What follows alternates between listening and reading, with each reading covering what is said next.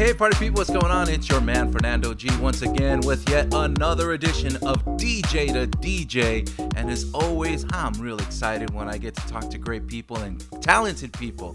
Today, we got none other than DJ Shortee. What's up, my sister? How are you? Woohoo! I'm so happy to be here. Thanks so much for the invite. Oh, no, thank you. Thank you for accepting, and thank you for being here. Thank you for being on time, too. You have no idea how many don't show up on time. So we're talking DJs here. So right, that's true. That is true. That is true. So if you've seen the podcast, you kind of know that what we do here is we talk to DJs and talk about how they got started and what it took to get to where they are today. Now, your story I like because you went from punk rock band group to DJ, but there's also a romantic twist there as well. So I'm going to let you tell that story.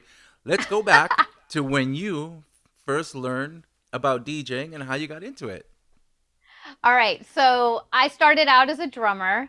I was a total band geek in like elementary school, middle school, high school, college.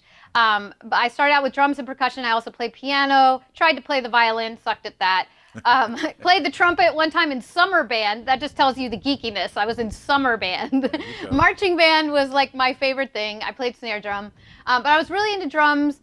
I was aware of the DJ and enjoyed going to like raves and hip hop shows, and so I appreciated the DJ, but I didn't really respect the DJ as a traditional musician because I came from a traditional music background. Right, so I was kind of snobby about it. I was like, wiki, that's so easy. Anyone can do that. I play a real instrument. I can read music. Right? And then I was in college, and at that time, I was in a punk rock band. And I was playing drums, so I wasn't as geeky as I was in high school. Still going to raves, still going to hip-hop shows, but I wasn't really a hip-hop head. I want to clarify that. I was more into electronic dance music, and I was also really into jam bands like Fish and the Grateful Dead. Yeah. I followed both of those groups, and the rave scene kind of paralleled that, like, sort of plur, peace, love, unity, respect. Yeah, and the psychedelicness of it, and the creativity of it and all that. So I was drawn to that, and of course the music. But anyway, so I was in college, and one of my friends, I had actually already tried to, I usually don't tell this part of the story, but before my big event that like was the turning point, I actually tried to beat match some records at a party. I was drunk, and I did it the first time. It was Peter Piper. I remember I did it the very first time, and I was like, it really is easy. Like, this takes no time, right, in my head. And that just reinforced this stupid opinion I had. And then one of my friends invited me over to his house. He had a friend visiting, and he was like, yo, you got to come over. I have a friend, he's scratching in my living room. And I was like, wiki, whatever. And he's like, no, come over. It's dope. You got to see it. So I was like, okay. So I walk all the way across campus and I go over to his apartment, and I walk in, and there is this guy like scratching like I've never seen before. Like, he was already scratching when I walked in the door. And I was just completely blown away. He was a skinny Puerto Rican guy with all these Latin rhythms and cool syncopated patterns that I couldn't play on the drums, and he had dreads down here, and around that time I had a little bit of a dread fetish. Okay. So I was like, oh, he's cute. But it was the talent that drew me to him, and I was like just so blown away because I'd never seen anybody scratch like that. And then that night I just happened to be playing at a house party with my punk rock band. And I was playing drums, and I could feel somebody watching me, like standing behind me and watching me, but I was, playing drums, and I couldn't pay attention but I could feel it. Then afterwards, it was that guy, and he came up to me, and he's like, I've been watching you this whole time, and you're really good on the drums. And I was like, you're an amazing scratch DJ. How did you learn that? And he's like, well, it's a percussion instrument. It's like very similar to what you do. If you're interested, I could teach you. And it was a very great pickup line because that was in 1995, and we've been together for 27 plus years. His name is DJ Faust, and he taught me the basics of mixing, scratching, and beat juggling. And then back then, this is 1995, so we didn't get married till 2001, but we got together back then in 95. So we've been together that whole time. But yeah, so he taught me the basics, but back then this was 95, so to pick up on what you were talking about scratching, Right. only not all the scratches were created yet. I mean, there's still being scratches being created every day now. Yes, yes. But back then there were no crabs. There was like barely flare, like it was just coming out, you know, Yep. So we started, I got to a certain point where we started learning all the new scratches together, and we became more on an even plane. And then I taught him a lot about traditional music theory, because he is just completely self-taught. Right. He like hand drums, and he's so talented. It's just all natural talent. Nice. So I taught him about music theory, also a lot about electronic dance music, and he was a total hip-hop head. So he schooled me on all the hip-hop. Nice. And then we just started playing together over the years on 4 turntables. We played all over the world. We started a record label called Heavy Artillery Recordings, where we have over 400 artists on our label. It's electronic dance music. Nice. And we play all types of music. We have played all types of music over our career, everything from top 40 mainstream all the way to like down and dirty underground drum and bass, and everything in between. Nice. Plus the turntablist stuff and showcasing and stuff like that. So I'll just leave it there because I could just keep going. But that's the origin story of how I started and how I stopped making fun of DJing. There you go. Nice. You see, you can't make fun of the DJ. You know, there is some work behind it, you know. And it's funny because like I'm gonna assume that because of your musical background, you found it very easy to beat match. Yes. Whereas people like myself, you know, I didn't have no musical background. I have a good ear. Now I produce, you know, remixes and my own, you know, EDM tracks and stuff like that. But it's all by ear. I don't know how to read music. I just kind of, you know, figure it out. And it took me a little while to actually learn the beat mix. So when you started beat mixing, you kind of pretty much nailed it from the get-go. Well, yes.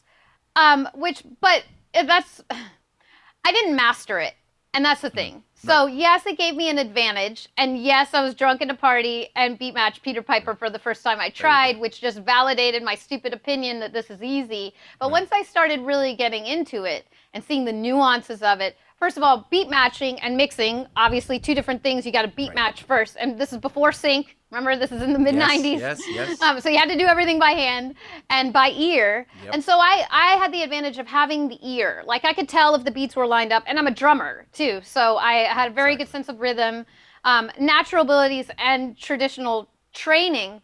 But you know, keeping it on and everything like that, and then everything about the layering and different types of mixing, exploring all different types of genres, and there's different ways to mix each one. Exactly. So yes, the beat matching skill itself of just aligning the beats manually by ear, pick that up super quick. Right. But then the mastery of the whole thing, and plus mixing and everything like that, and all the different nuances of that takes time, or it took me time. It takes a little bit, because you need to learn the music, obviously, because you need to know what songs are going to blend in good with the others. Mixing is not, like you say, it's not just beat matching. It's actually making sure that you're not having melody clashes, vocal clashes, and stuff. In key, timing, everything. You know, you got to learn, you know, your bars and stuff like that to know when to come in and out, understand what a break is and stuff, you know. So there's a lot to it. So it is something.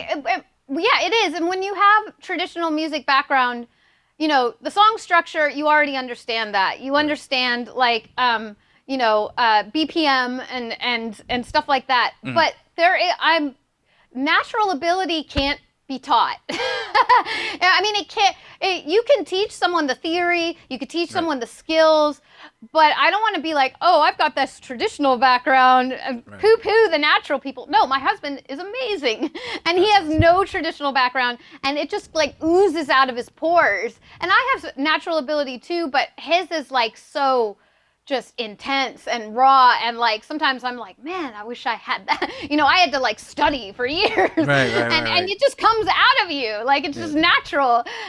So you can come to DJing from any place where you're at. Yes, you'll have an advantage if you have a traditional music background, but it only takes you so far. And songs, it doesn't teach you song selection. It doesn't teach you how to, you know, take people on a journey and rock a party and keep that dance floor packed and dancing and screaming and having fun. You know, like that is a whole artistry in itself. Plus then just besides the programming and everything, just also like in terms of what song to play when, but also how to layer them and create soundscapes. I call it musical collages, because one of the reasons why I didn't respect DJing as a traditional musician is because I was like, oh, they're just playing other people's music. And I didn't respect it as a musical instrument until I saw scratching, until I saw the turntable being used as a percussion instrument. Right. But then over time, I developed a huge appreciation for mixing. No, you're not using the turntables as a musical instrument, but you're creating sound collages and puzzles. And I'm all about puzzles, and I'm nerdy and all that. And so I love like putting together the pieces and the layers. And there's a whole artistry to that you don't learn in like music theory. And I'm so glad that you use the analogy of taking people on a journey, you know, because that's what it is. When you're DJing, it's like when you go to a concert and you're watching your favorite artist, you're going into a journey. You're watching them. You're watching not just them perform, but you're watching the lights, the effects, and how they time everything. And that's what makes you go, because you can see somebody come out and sing a song and you're like, all right, cool. But then once you put everything together and you're just taken away, and all your fears, your thoughts, your negative thoughts have gone out the door because you're so entranced. Yes, and the DJ does the same thing. Yeah, you take them like on a musical journey. It's just like you start off boom, boom, boom, and it just starts leveling up to where they're like, yeah, this is awesome. So yes. That's the route you want to take. So I'm glad you used the analogy of taking people on a journey. Oh, that's what it's about. That's what I love about DJing, is the piecing together of the puzzles and the taking the people on the journey, the creative side of it. Definitely, for sure. That is awesome. So tell me about your first DJ gig, your actual first paying gig in front of people. What was that like? Well, it was in my apartment. It was paying because we charged for people to enter back then in college, like to make money for rent and stuff like that. You'd throw house parties. There you go. And you get a keg and whatever, and you charge to get in. So that was my first paid gig. It was in my living room. That's awesome. Which is a controlled, somewhat controlled. I mean, we're talking drunk college kids here. Right. But it wasn't like playing out at a club, right?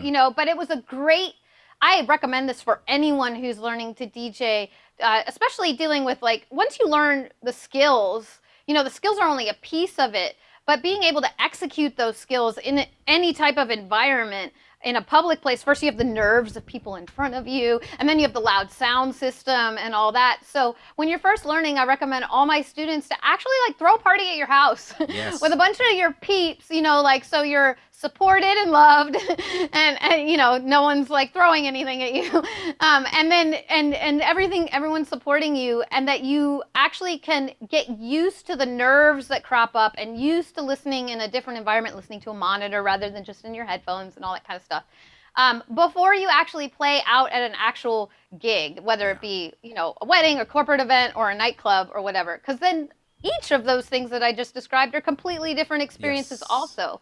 So you could be a very experienced nightclub DJ, but then be thrown to the wolves at a wedding with all different age groups and different type of environment, and you're like a fish out of water. So it's any thing that you're passionate about playing, definitely go research those venues and go to those events to see what it's like, and then of course try to play them. But if you're first learning and whatever, the way I started was great. Yep. Because it was a very supportive environment, and I got to do it in my house. And then eventually I started playing after parties at raves. So the rave would go all night, and the after parties at 9 in the morning. Yep. But I was so excited, to awesome. do that. And I'll never forget that first after party I played. Stayed all night at the rave, and then just wrecked it on my set or whatever. And then I finally got to play the actual party, and all your little milestones and stuff. But it all started with those keg parties at my apartment, which by the way was called the Maxi Pad, because we lived. It was a whole bunch of girls, and then my husband moved in. My boyfriend at the time moved in, but it was all girls. So it was a party at the Maxi Pad. That is cool. That is cool. Yeah, I mean, for me, it was back in the 80s. We did the same thing. We did house parties in our neighborhood, Yeah. All my friends, we were all DJs, growing up here in Highland Park, California, and we just started throwing house parties. Somebody had a big backyard, let's throw a house party. Create little flyers with stencils and hand them out. And same thing, get a keg and sell the beer and charge $5 at the entrance and, just play music, and that's how we started off. And then we started slowly getting into, weddings, quinceañeras, sweet 16s, and then, went into the nightclubs and then radio. I mean, for my background, and, just started taking off, So from going from the maxi pad to the after parties, what would you say was the next big gig that you got from that point? I was playing, so back then, okay, so this is the mid-90s, we were on the East Coast, and back then you could play hip-hop at raves. There was like a convergence. It would be like the hip-hop room, or whatever. They would still segment the genres, but you could do that. There was a market for that. And we also played like obscure beats and breaks. We didn't play like rap. Right. We were more into instrumental hip-hop because we were doing a lot of turntablist tricks.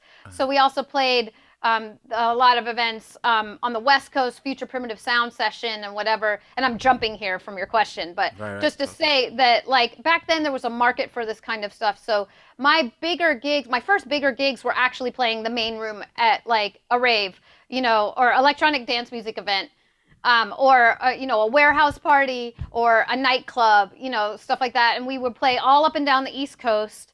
I grew up in like the DC, Northern Virginia, Maryland area. That's where I was born. That's where my husband was born.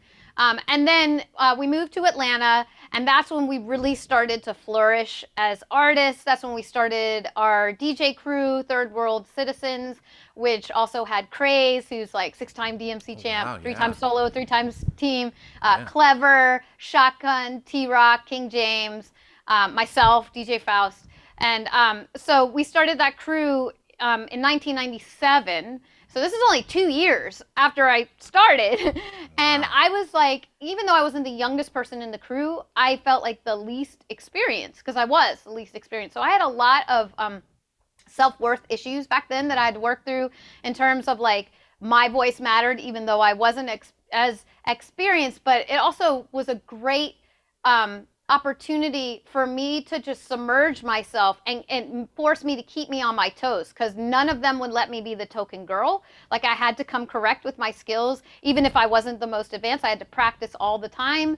And so I remember my first big tour gig it was with Craze, Faust and myself. I think there was one other person on it. And it was in Houston, Texas. And that's when we first did our first domestic tour. And I was like so in my head about just like not feeling like enough because I was on stage with Craze and Faust, who to me were like, amazing. And so I was like, oh, these people are here to just see them. And I actually left the stage and went to the bathroom and just started crying because I just felt like weird. Crazy. Faust came back, checked on me. I was in there for like 20 minutes. He came back and checked on me, and then he was like, all right, hold on. And then he got Craze. Craze came back, and he's like, you get your butt back on the stage. This promoter paid for you to be here. These people are asking for where you are. I don't care if you don't feel worthy. You need to be up there, and you need to be doing your thing. And so I went up there, and I wiped my tears off, and I went up there, and I just started scratching, and no, I wasn't the most advanced person on the stage, but I had flavor. I had my own voice, and the crowd erupted. And it was in that moment that I was like, I am enough. Even if I'm not like, on Craze's journey or on Faust's journey, especially back then, feeling so insecure about my skills and being with such a high caliber level. Granted, Craze hadn't won DMC yet. He was just about to. But you could, the skill was there. Right. And so I shared that gig story a lot just to tell people that even if you're not the most experienced person in the room or you just have a passion and, you're not quite there yet because there's going to be a gap when you're learning, right? That you still have a voice that's worthy to share and your uniqueness is important and no one can replace you and your uniqueness. Yes. Craze can't replace me. I can't replace Craze. Yeah. Like we're two totally different types of artists. Different styles, yeah. Yeah. And so that story is very vulnerable for me. But that was like, you asked my first gig after the after party. That's not my first gig after the after party, but it was a very pivotal moment in my career that then I was like, okay, let's do this. No, and the great part of that story also is not just what you just described, but also the fact that your insecurity made you walk off, you were crying, but then you composed yourself, put yourself back together, came back and rocked it, you know? Yes. And not many people can do that, you know? I mean, it's very difficult for a person to just boom, get into tear mode and come back out, you know?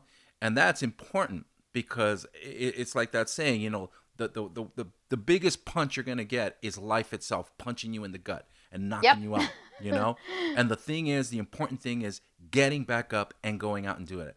And that's why, hey, kudos to you for making that happen and getting back out there and kicking ass, you know? Thanks. It's all about the lessons. I mean, Yes. I feel like we're here to learn. I learned that over time. I didn't know that in my, I started when I was 19. So I didn't know that back then. But now I realize, it's just a series of lessons. And if you're set back, sometimes it's painful. But what did you learn from that? What is the universe trying to teach you from this opportunity? Exactly. So aside from the DJs that you've mentioned, is there a DJ that you looked up to when you got started that you said, aside from your husband and the guys that you were hanging out with and the other female DJs, was there somebody that you looked up to that said, you know what, that guy rocks or that girl rocks it? Yeah. Actually, is in the rave scene. A DJ named Scott Henry. He's from the DC area. He used to throw these massive parties at this club called Buzz. The parties were called Buzz. It was at the Capitol Ballroom. It was like the #1 club in the U.S. at the time.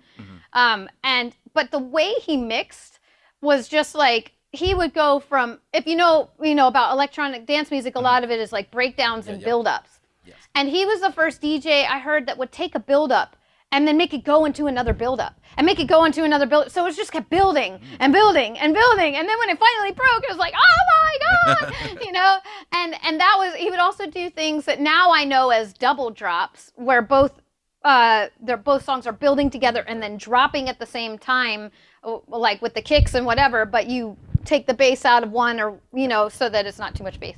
But I didn't know that terminology back then until I got into drum and bass. And then I learned, I was like, that's what he was doing back then. But he was one of my biggest mixing inspirations. Biggest scratching, obviously, I have to say Craze and Faust. There weren't many female DJs back then. When I started, or at least that I knew of. Like I didn't even know, I know now of Coco Chanel, Jazzy Joyce, but I wasn't a hip hop head, remember? So I didn't know of them. Bobby educated me of them. And I did know of Spinderella, but I didn't know of any DJs that, and like I said, I didn't know of Coco Chanel back then. So I didn't know of anyone that juggled or scratched on the level, that of the dudes, until I saw, we would watch like these old, well, they weren't old back then, but these VHS tapes of battles, because there was no YouTube back then. So that's how you saw what other turntablists were doing and tried to learn and study. And there was this one battle where this chick was battling another DJ named Melody. It was a West Coast crew called the Beat Junkies. And it was this girl, and her name was Symphony. And I had never seen a girl juggle like that on the level. And she won the battle, too. And to me, that was so inspiring, because I was like, yes, girls do this, too. Like, representation really matters. Yes. I'm used to being in fields that are very male dominated. I'm a drummer. I'm also a black belt. And there weren't, back when I was doing it, there weren't a lot of female martial artists where I was anyway. Now there's loads, and loads of drummers, too, now. Yes, But I was used to being that only girl, and so I would push through that, but seeing her just like catapulted me. I needed to see that representation, and her doing her thing. And then I also, around that time, I came across Cuttin' Candy, who's a amazing scratch DJ. She juggles too, but she was scratching on the level of the dudes, and I was like, yes, these are my girls. Right.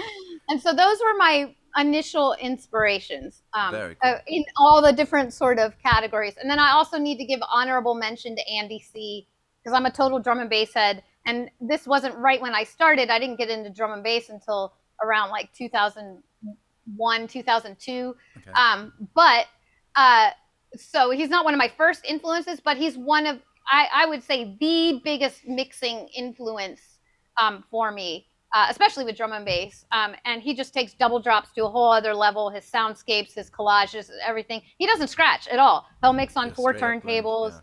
But I just got to give him honorable mention because he's amazing too. Very cool. So I had started following you just recently on Instagram. I mean, after COVID, I started discovering a bunch of new DJs. That's why I started the DJ to DJ podcast, because there was nothing for me to do. So it was like, so I said, what do I do? Well, I know a bunch of DJs. Let me talk to them and, let's just chat. And so that's how this started. And I started following you and I started saying, wow, I mean, this girl's got some talent. I started seeing all these little things. I see you scratching. But I had never actually seen you perform until just recently at NAMM. Oh, yep. So where did you see the DJ booth or the DJ set, or did you see the? I saw all the girls. The scratch showcase. The scratch showcase. So I walk in. I didn't know that was going on, and I mean, the NAMM show is so freaking huge. And honestly, it was my very first time going to a NAMM show after all these years that I've been wanting to go, and finally I got to go. And I show up and I'm walking around, and all of a sudden I hear, I'm like, what the hell is going on over here? And of all the booths, there's this big crowd. And I walk up, and it's you side by side with all female DJs, just taking turns, scratching it up and killing it. And then as I look up, I realized that it was you. And I said, that's the girl that I'm following on Instagram. And I'm just watching, and I was like, damn, man. I go, this girl's got skills. And all of the girls were very talented. I was just like, man. And I actually interviewed Sophanum a while back, but I mean, she's one of my students. She's cool. She's a real sweetheart. Amazing. I interviewed her, but remember just before we came on, we were talking about having some feedback and problems. Mm-hmm. I never got to get her back on because I didn't realize when we recorded her, the audio came out really bad, and so we never connected again. So I got to get her back on. So we get her back. I'll hook you up. Yeah, she's a good girl. She's a good girl. But yeah, I mean, it's just you girls were just tearing it up, and I was all like, okay, I got to reach out. And literally, I think it was the next day, I said, I just saw you yesterday. I would love to have you on, and you immediately replied and said, yes, let's do it. And I'm like, yeah, she's cool. Yay! Well, a note to DJs and artists out there. You can say I'm all about getting on the no train to protect your time. I call it the no train, saying no. It was a talent that I had to develop, saying no. Mm-hmm. But podcast is one thing that I don't say no to. So protecting my time and energy and stuff like that, doing gigs that only light me up these days, or following my passion. Like, I'm very strict about what I accept and what I don't. But podcasts, I don't care how small your following is or how big it is. You're inviting me to be introduced. You want to introduce me to your audience. And that's invaluable. So I always say yes to podcasts, no matter what it is. And I recommend that. That was a business coach actually gave me a piece of that advice. Because at first I was like, oh, they don't have much of a following. They're like, doesn't matter. Yep. Even if you reach like that one person and it's evergreen content that's just going to be, online and they might blow up. You never know, Exactly. But even if they don't, like, it's just a great promotional opportunity. So all the DJs and artists and producers out there, if you're really looking to get your name out, podcasts are a great opportunity, and say yes to them all. There you go. So another thing that I discovered, as I started doing my research on you and stuff, and when you said yes to the interview, Arsenio Hall. Talk to me about how you landed that, because I was like, what? And I was like, she's on stage with Arsenio Hall. What's going on here? She's on the Arsenio Hall show. Talk to me. How did that come about? The producer called me up and asked me to be on the show. And I told you I grew up on the East Coast, but I eventually moved, and we then moved to Atlanta and started our crew, and that's when we started flourishing as artists. But then, I released my first album then, Faust released his first, we released a few albums then, actually. And then we got to a point where one of our friends, Zach Z Trip, moved to LA. And he would come and visit us in Atlanta. He'd be like, yo, you got to move to LA. There's so much going on. And we were kind of feeling like back then in Atlanta, we were outgrowing the pond a little bit and needed to grow as artists. So we moved to the West Coast. And when I moved to the West Coast, all those types of opportunities started falling in my lap, one of which was the Arsenio Hall show. 2.0. Although I am old enough to remember the OG version. But I will say that opportunity was so great, not just because it's great to meet Arsenio, it's great to he interviewed me and I got to perform and stuff. But the best part of that gig was actually not being on TV or not doing all the things that you would assume. It was rocking with the Posse 2.0, which to me was and is and will always forever be the funkiest band in late night. They are an amazing funk band. And like the musicians in that band, play for Stevie Wonder and Beyonce, and like I could just like list every single musician that you just list a musician and be like, yes, they play for them. That they tour with. So they're amazing musicians, and I was jamming with them the whole show during the commercial breaks. Those are my favorite bits. You don't get to see it on the show. But that was, I would just go and jam on the commercial breaks and not be on TV just to be able to do that again because I'm such a funk fanatic. We did Parliament. We did all types of, Average White Band. We did so many dope tunes. And it was just like I was jamming and going back and forth. And, just like you would Q&A with another scratch artist. I'm Q&Ing with the guitarist. I'm Q&Ing with the drummer, the bassist, or whatever. And it was just like, it's so funny that you brought up that one gig because a lot of people bring that up for obvious reasons. But that is my all-time favorite gig. That's even awesome. Over any nightclub or whatever, and it's because of those commercial breaks and jamming with the funk band. And if now I've transitioned my career to more teaching full-time. I've been teaching my whole career, but it's always been a side hustle, and gigs and touring have been my main hustle. And I've been flipping that over the past 5 years and taking way less gigs to focus on teaching full time. Excellent. Just because it's a different season in my life. I'm 46. I'm aging. Touring is hell on my body.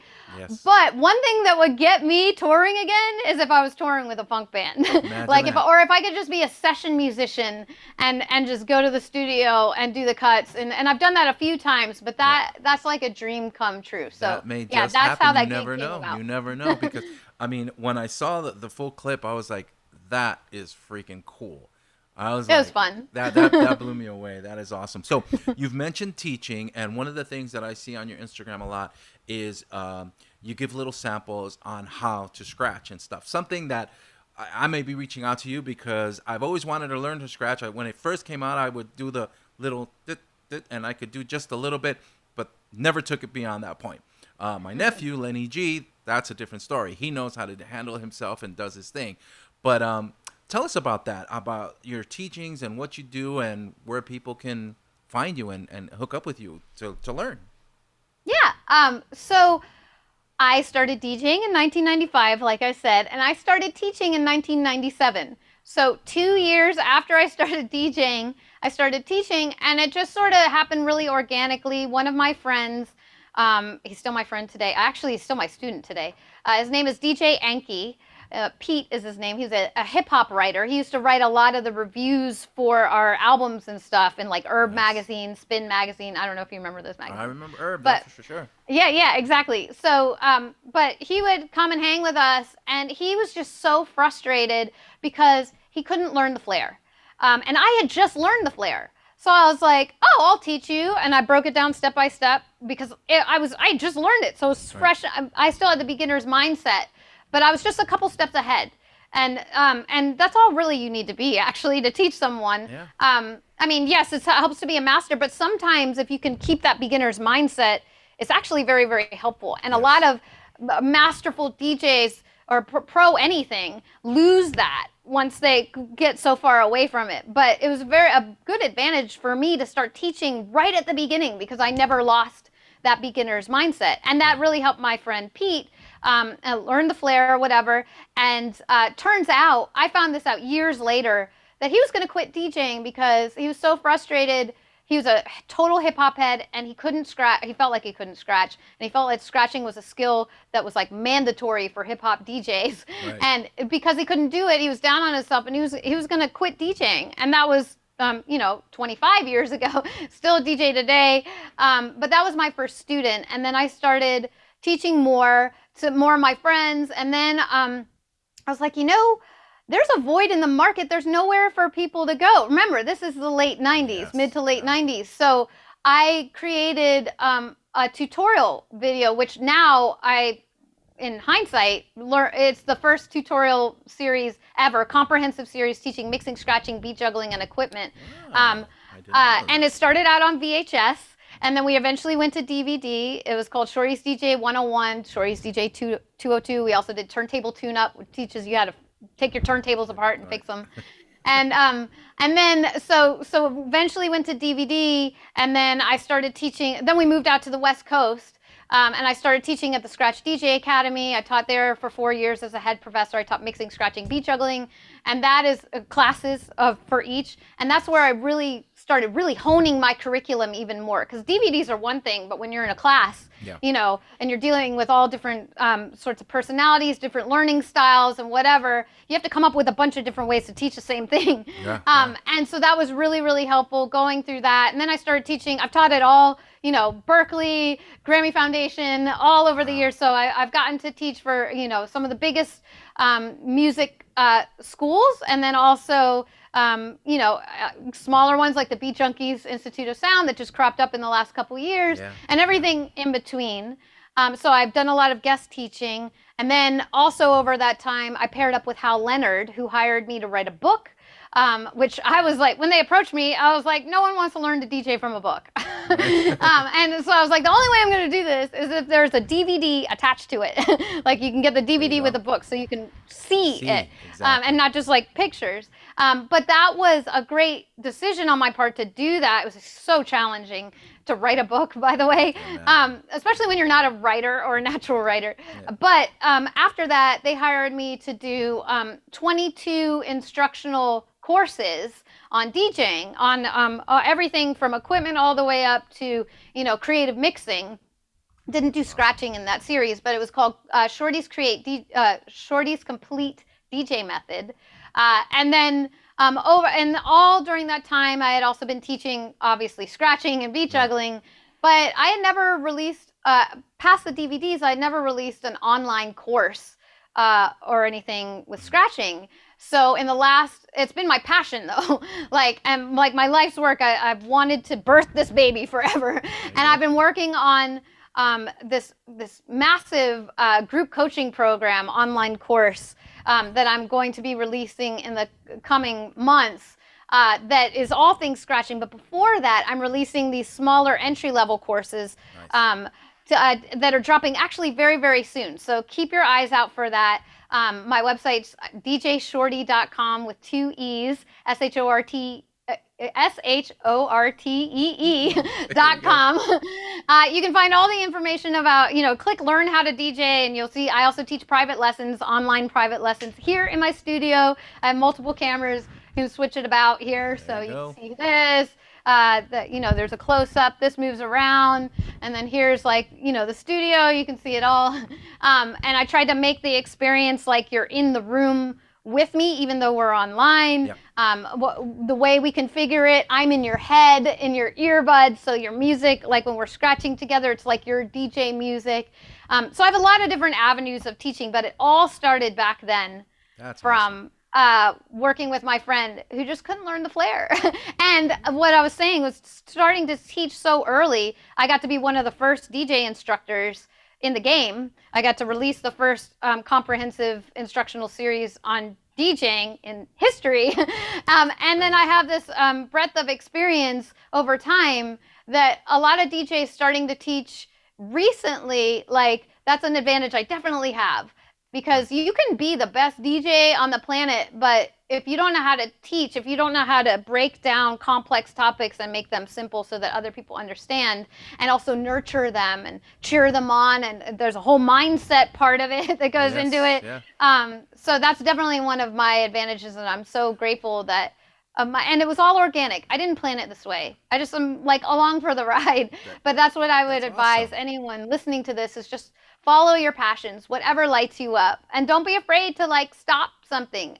Everything has a season. That's something that I've been learning recently because my identity is so tied to DJing, so tied to touring, worldwide and doing and all these things. And so for me to be like, you know what, I don't want to be on the road anymore. It's like my whole identity is like, but I'm still doing, I'm just so much more passionate about teaching right now, living vicariously through my students. I get to relive all the things. I've done everything as a DJ and as all the things. I've done all the things I've wanted to do. I've squeezed my lemon dry.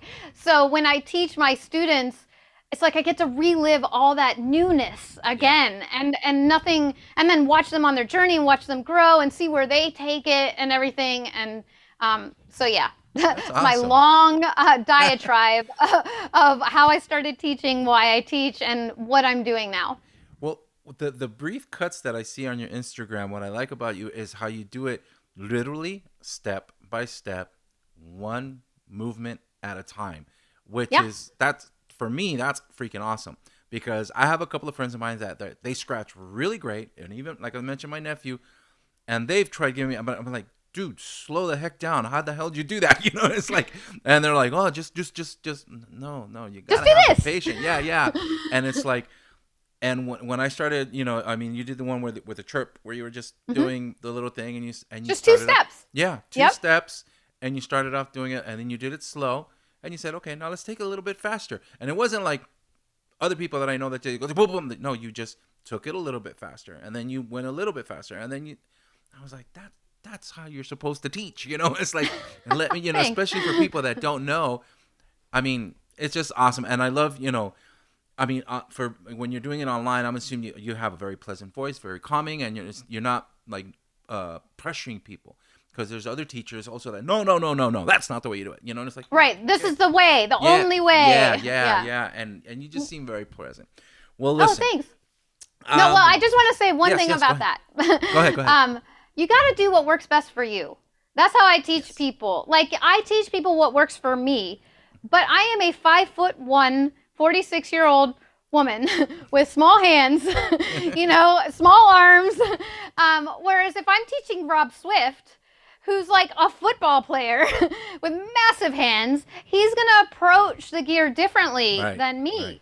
So I can teach you what works for me, but then we go into experimentation mode. Okay, so this is, try the way it works for me first, but then let's see how we can adapt it and find what works for you. And then the other thing about what you said about I am not knocking anyone who wants to try to teach, even if you're starting to teach for the first time today. Like I said, you only have to be a couple of steps ahead of the person that you want to teach. It's actually an advantage. Right. It actually works against you to be a pro DJ having not taught your whole career and then just start teaching being a pro, because then you run into that experience that you had where they're like, just do this. And when you ask them to explain it, they're like, you know what? I don't know how I do it. I just do it, right? Or they can only do it at that fast speed or something like that, where it's like, and then they even dumbfound themselves because they're like, wow, I really don't know how I do this. And that's great. And that is also one thing I tell. It's great because then they will become better DJs by it's forcing them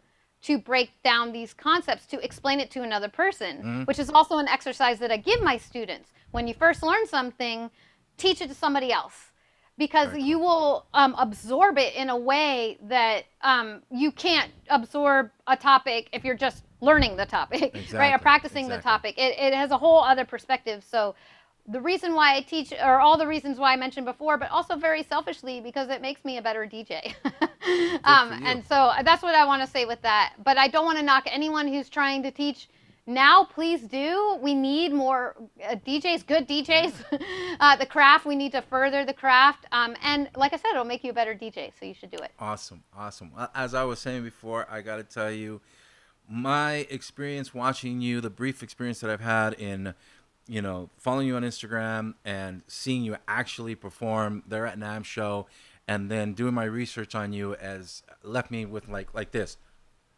This girl kicks ass, man. She gets down, and I respect you very much for everything that you've created, from playing the drums in that punk band, to thank God that you met your husband and he took you on this journey, because it was definitely destiny for you to be at this point where you are today. And I want to thank you so much, my sister, for being here and sharing your story with us. Thank you so much for having me. Thank you so much. I had a blast. It was great to meet you and talk with you. And if you want, also one thing I want to mention is on YouTube, I mentioned a lot of things that I'm selling and like private lessons and stuff like that. But you mentioned the freebies on Instagram. Those are actually clips of longer videos on YouTube. I teach a ton of stuff for free, tons. Because that's your entry point. And so I do these things called Scratch DJ workouts on YouTube, where they're guided practice sessions where you can learn all types of scratches and learn how to practice. And those little clips that you see on Instagram are taken from those longer videos. Great. So if you found me on Instagram, anyone who's listening, and you haven't gone to YouTube, you're missing like a treasure trove of free awesome. Exactly. That's awesome. So definitely check that out. But thank you so much for having me. I really appreciate you sharing me with your audience and inviting me here. And I love hearing your story too. So thank you so much. Thank you. And by all means, you that are watching right now, all of DJ Shortee's links are going to be right here in the description below. So make sure that you at DJ check Shortee. it out.